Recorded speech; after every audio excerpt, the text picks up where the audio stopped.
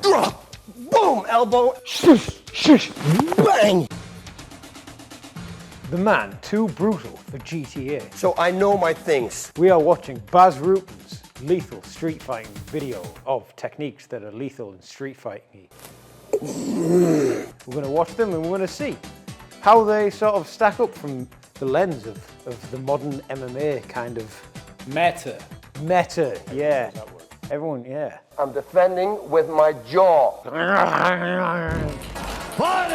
out of Middlesbrough, England, Harry Hardwick.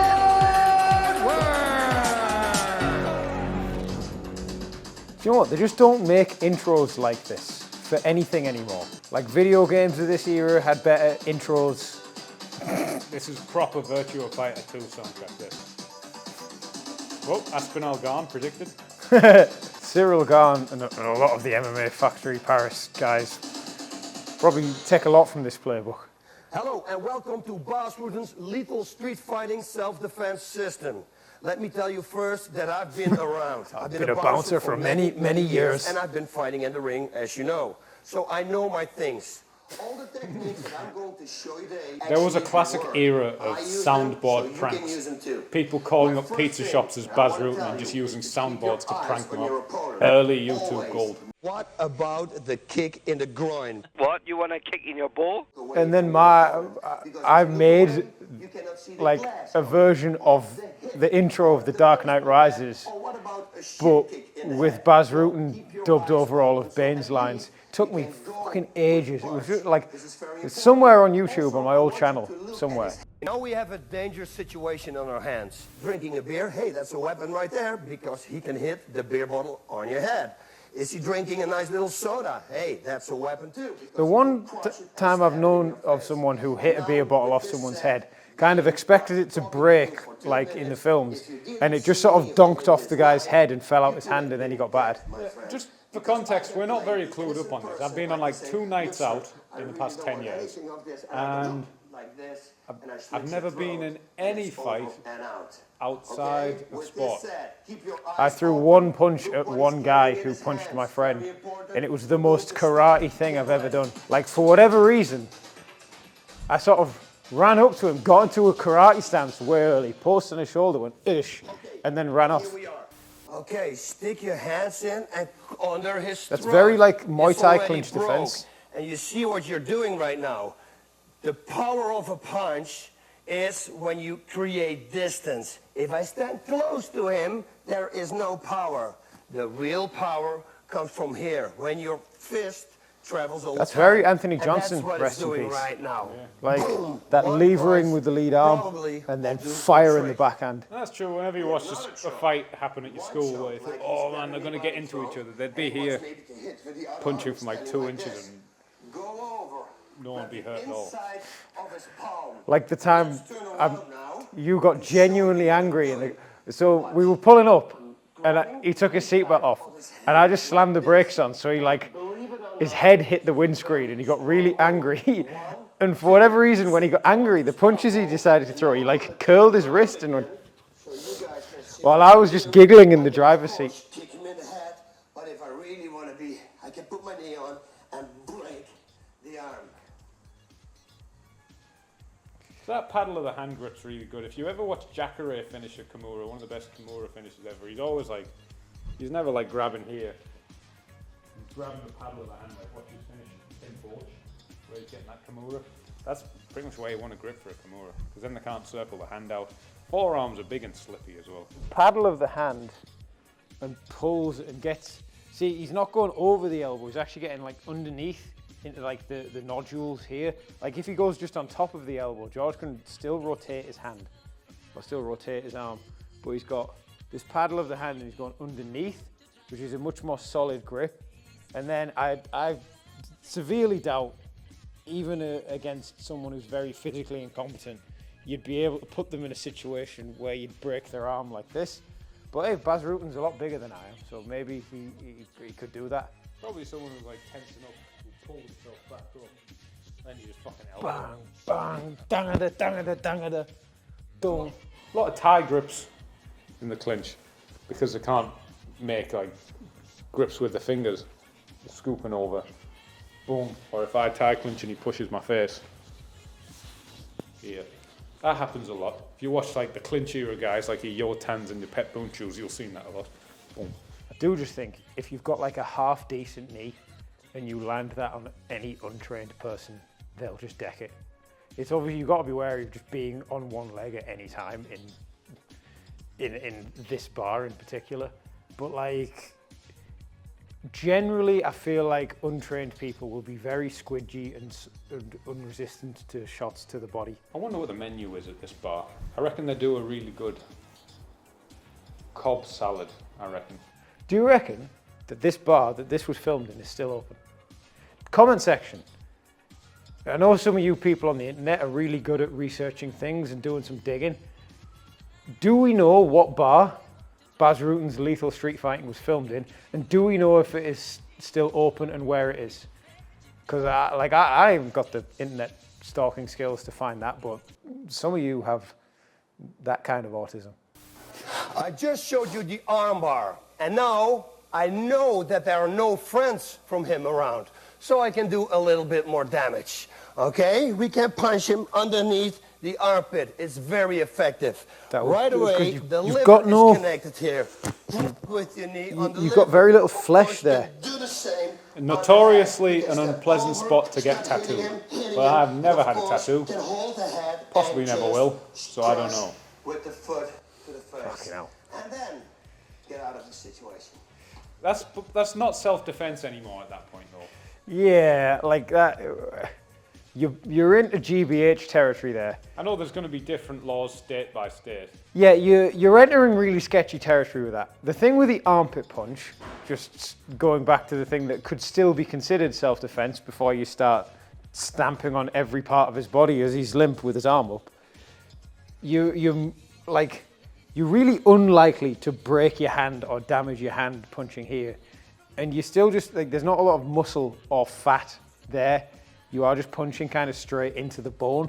So it will probably knack them and do a lot of damage. Whereas if you're punching the head, if they start ducking and stuff and you hit here or hit here, like I've hurt my hand ground and pounding in fights more than I've hurt my hands out in the open. So unlikely you'll ever get that opening on someone trained, because someone trained has their elbows tucked in most of the time. Try and teach a beginner's class and you'll find that you say, tuck your elbows in. Like, it's like one of the quotes like an action figure would have when it has 3 quotes. If you become a coach, you'll have to say, keep both feet on the floor, tuck your elbows in, and keep your legs bent. Put your shoes on if you go into the toilet. Probably more than anything. So it would work, but you probably would never find that opening in a... Yeah, and then like you probably don't want to be doing all the last bit. Just, you know. It's past self-defense at that point. Yeah, like, especially if, in the context of that, he's already armbarred the guy. So the guy's got a snapped dangly arm, and you've punched him once, and then you're stamping and kneeing and stamping and kneeing and stamping, or like the difference between doing the stamps and not doing the stamps is probably a lot of years in prison. Like, and just generally with street fighting stuff, just be like careful and avoid it at all costs, because people are actually incredibly fragile, and like head on concrete equals prison sentence and 2 lives ruined. So don't do it. Don't do it. Let's see what is next. Oh, it's the head. And then he's snapping the arm before doing all the head stomps. That's a really like Tekken character animation, like. Ugh. The blood choke from the back. You have to react fast now, because it's a blood choke. That means he's going to cut off this artery, he's going to cut off this artery. You're going to have about 5 seconds time to deliver, okay? Otherwise, you'll be knocked out, and God knows what he's going to do to you if you're down, okay? So let's do this. He's got you in a choke. Right away, when he puts it on, you're going to step to the side here. Keep holding it tight. It's okay. Step to the side and be here. Now grab the back, and if he's wearing pants, you can grab his pants and lift him up. Now I can throw him on his back, or we saw the ambience here, and I saw this thing before. Maybe I can land him, boom, into that thing. Okay, but whatever you do, if you throw him with yourself, your own body weight on you. Boom! He will break your fall, and 205 pounds are going to be on top of him. I bet you he's going to let go. And there's always a dirtier way to play the game. He's choking me from the back. He's got to choke. See, experienced guys, if they have a tight mat to lay on, don't need hooks, and it'll still just be on. Probably not the guy at this bar who's probably had a few too many drinks, is doing the rear naked choke with the hand on top of the head, and was waiting for his probably quite nice Cobb salad. But there is some merit to this technique. Yeah, like if you know, like it's just once you start breaking the alignment, go on the choke. Once you start actually like breaking this alignment here, you've got, you know, you're creating a little bit more of an opening on this side. Now, the thing you got to be wary of when doing this kind of stuff is like Bas Rutten's dummy there stood straight up, so you can grab the pants and not going to yank George's joggers to bits, and then you can pull up. But like a lot of people who aren't particularly trained will go very headlocky and start actually putting pressure on your head. Now here, now you can hear in my voice that the choke is still on to some extent, and the legs are much harder to reach because they've just gone for a bit more of like a schoolyard headlock kind of move. The closest approximation I can think of this in a high-level UFC fight, I think it was more from a back body lock than a choke. But Scott Jorgensen had Uriah Faber's back. I think this was a fight on an Ultimate Fighter finale. And Uriah Faber does a step out and pretty much that takedown, like I think his back body lock, manages, he's blocking. Yeah, manages to get the takedown from there. And it's really impressive. Let's see the dirtier way that Bas Rutten recommends. Step to the side, and from here, boom, in the groin, lift him up, take him down. I mean, or an up slam elbow him to the with his groin is back not going to be into pleasant. this little thing right there. Thing is, again, speaking of Watch again. Bas Rutten's been around, someone in some bar in Holland somewhere has probably witnessed Bas Rutten do that to someone. Most likely. Yeah, like that is a once in a lifetime experience. If whoever was fortunate enough to just turn around and see Bas Rutten picking some guy up and whomping them into the corner of some table. Like a Yakuza heat action.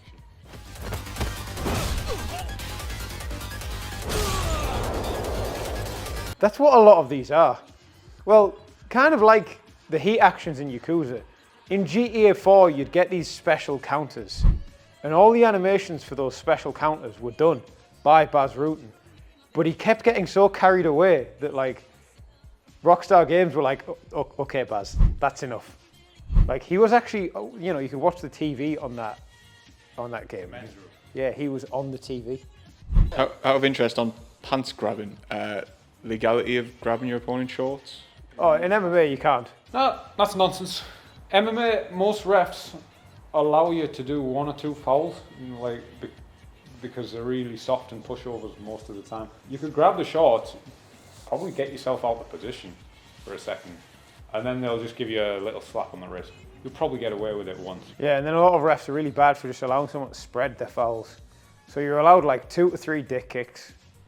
But if you like dick kick, then you eye poke, then you fence grab, then you shorts grab, because you've been spreading your fouls, they're not like, it's so stupid. It should just be like an accumulation of fouls, bump, point deduction. The bear hug from behind with your 2 arms caught. Normally this is a situation that you have when his partner is going to try to beat you up. But first let's see what we can do without a partner. Okay, he's bear hugging me, and he's a big guy, and he's strong. Now what I need to do is expand as much as I can by breathing in. At the moment I'm going to release my breath, I'm going to drop, because his grip will still be this, it's like this. The grip is like this, I expand by breathing in, and then suddenly I drop. His grip is still like this while I'm out. Okay, so watch. He's got me tight, I go this. Breathe in, and now I drop. Boom, elbow, and I will probably go for a single leg takedown, and right away, get up. Wow. Kick, finish the situation or get out. George is larger than me and quite strong. You know, if I start just moving my elbows, and then we can go to the next move. But there is a lot of legitness to the breathing though. Really good jiu-jitsu practitioners, if they get the inside control, they're not just holding you inside control. They kind of feel when you take a breath, and when you breathe in, they'll put a bit more pressure. So you can't really breathe out that much. And when you breathe in, they put a bit more pressure, and they're listening to your breathing to sense when you're going to bridge or make these big actions. And they're just always chipping away at your breath without actually like hitting you or anything. It's like getting beaten up without getting hit. Really good jiu-jitsu practitioners do that. or they'll expand, like when they get to the rear naked, they will sort of time a big breath in, so their chest expands, forcing the person being choked into the choke a bit more. Like, it sounds a bit daft, but my chest on his back, if I expand, it forces him into the choke a bit more. So there is something to that. This elbow is hilarious. Like, I feel like you could probably get a pad.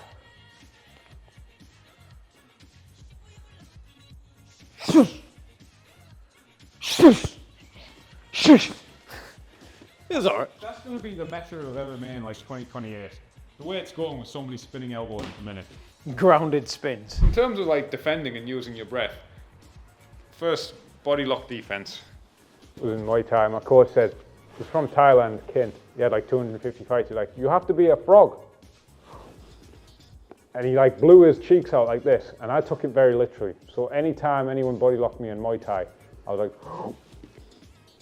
I'm breathing my cheeks out like a frog. There's something to being able to like take that breath out, taking a big breath out and taking shallow breaths, so you don't end up breathing in too much and then being constricted where you can't breathe out anymore. Never ever forget the heel in the groin, okay? It's very important. Never forget the heel in the groin. Now his partner is coming. And again, go for the groin. Groin kick and maybe boom, kick him double away. Breathe in, drop, elbow, and take him down. His body comes, bang, bang, go there. And now make sure that they both are there. That's very good advice. Now, a real good thing to do right now, if one of his body would behind him, stand behind him, is try to keep. It's very difficult to show you right now because we're in a small situation here. But if his body would move to the right, I would go to this side. I would try to keep his body behind him all the time. Bang, bang, bang, like I'm fighting him. You see, keep his body away, so you're fighting only one person. That is some really, really good footwork advice there for these kind of situations. Like that, is, you know, that's essentially what the Spartans did in 300, where they didn't fight against such a massive force. They made it a really narrow passageway, so they were just The hot gates. The hut gates is the term. And if you watch any video, like there's a few videos where someone is actually beating multiple attackers. What it always is someone who's done a fair bit of boxing in a big open space, backstepping, and like there's multiple people and he's like one lunges in and he bangs them. Next guy comes in, whacks them with a backstep counter, and then he's just moving out. So yeah, footwork in it. Now, this situation happened in Kiev to me with a known fighter, Paul Verlins. He was drunk, I was drunk, and it was all in good play, and he grabbed me from the back, and he started biting in my back. Now, because he was drunk, he didn't realize how hard he was biting, and he was biting through my skin. When I came home, the teeth were through my skin. So I did this to him. How was he explaining that to his wife?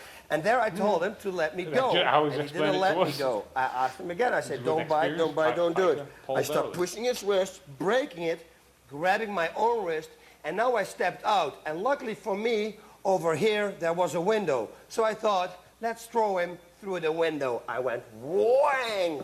And he went through the window, out to the hospital to get some stitches. But like I said, when he came back, we were all friends again. That is an unbelievably stupid. Like, as men, I get it, but like that's so fucking dumb. But the Kimura as a grip break to the back body lock is pretty huge. It's a pretty well-known technique in terms of a fight example where it happens over and over and over again. Nick Benson Diaz. Henderson versus Frankie Edgar. I was gonna say Nick Diaz versus Kara Parisian also happens. That's also a good one. Yeah, well, there you go. Kara There's- Parisian would just use the Kimura Sumigaeshi a lot. Nearly got George St. Pierre with the Kimura Sumigaeshi. Kimura Sumigaeshi being breaking the grip, getting the shin on the inside, and then going through. But even without the full Sumigaeshi, I've said Sumigaeshi so much, it's an effective grip break. Boom. We see Benson Henderson use it a lot against Frankie Edgar, just to break the grip.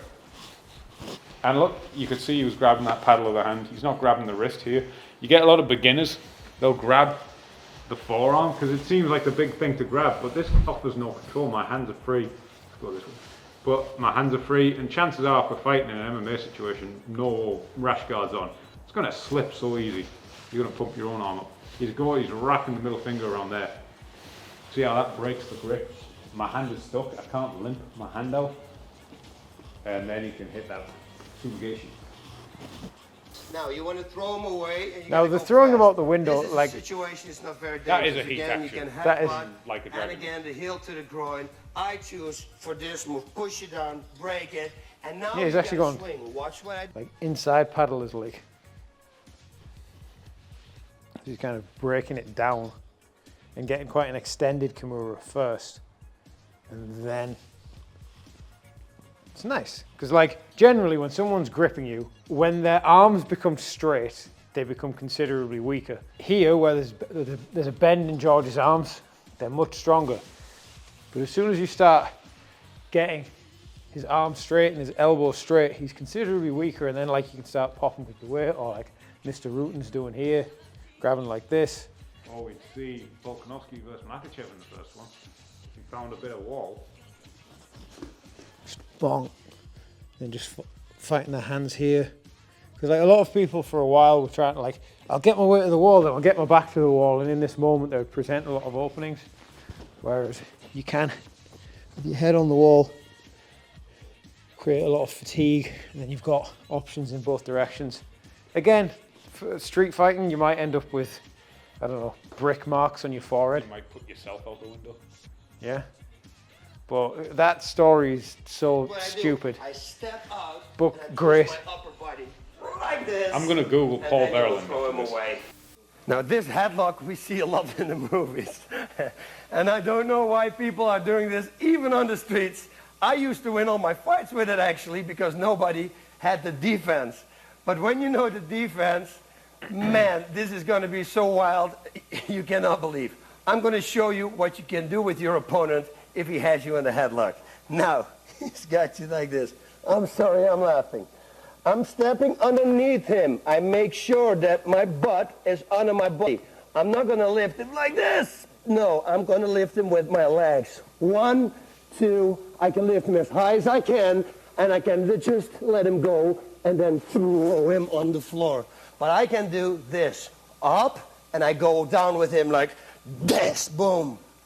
That's the way I finish him, but because he's my friend, and this floor is pretty solid, I don't want to take a risk and be without a sparring partner. Yeah, the headlock, some of this like, especially like beginners, kids classes, if a kid is a bit bigger and stronger than a kid, he'll just kind of grab a headlock and think he's winning.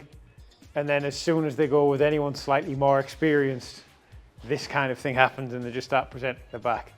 The thing with the headlock and like the scaffold and stuff like that is someone's doing it either because they don't know what they're doing at all, or they're really good and specialized in it.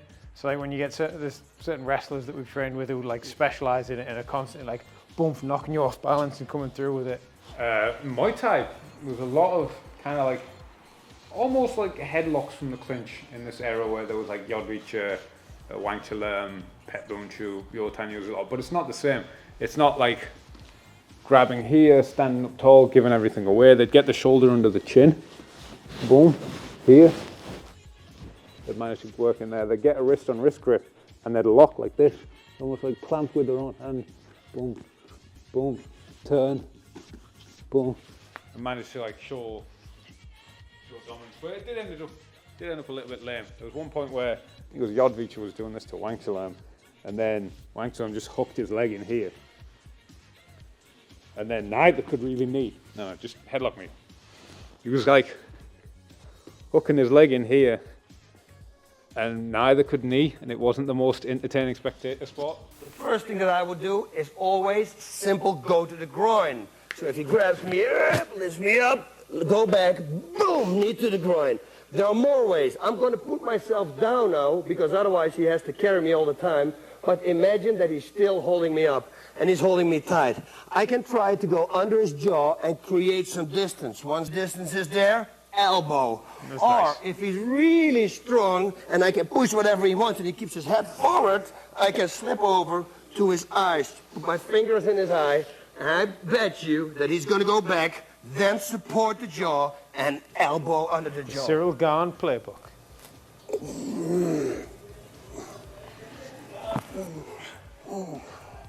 There's other voices in the background. I've just done, like, was this bar just opening like the other half?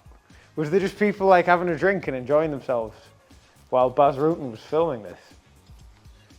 But yeah, just generally any situation where you can lift their head up and then fire the elbow in. Because especially a lot of times as your frame releases, the head's going to drop down into the elbow. So if it like drops down a lot, there's the potential of it obviously slicing, but you can get a good connection on the chin. Just generally in any kind of striking thing, if you can lift the chin.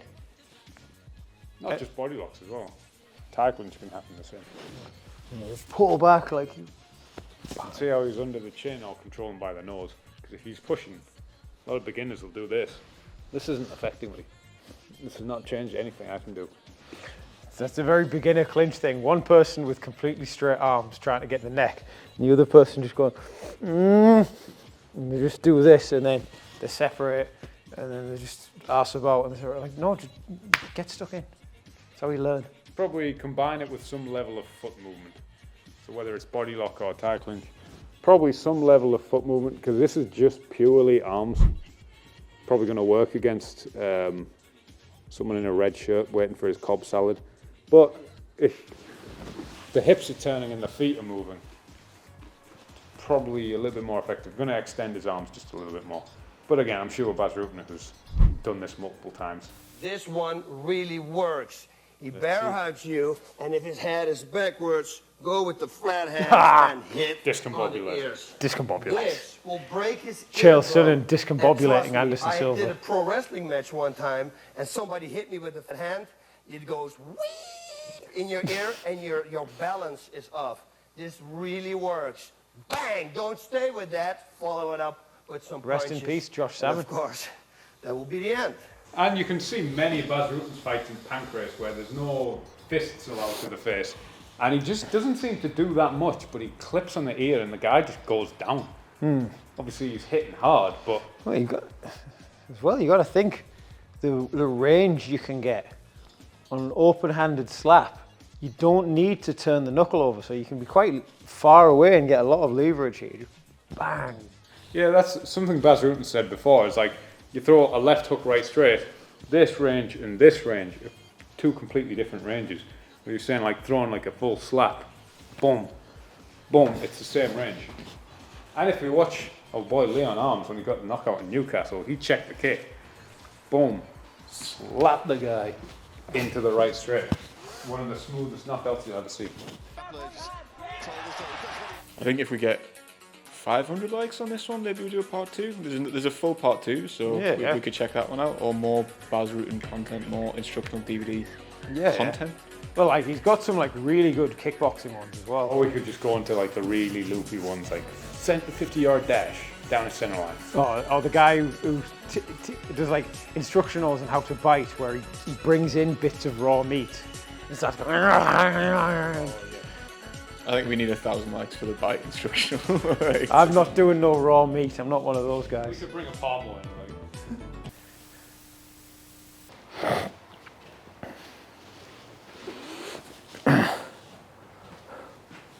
All right, drop, boom, elbow,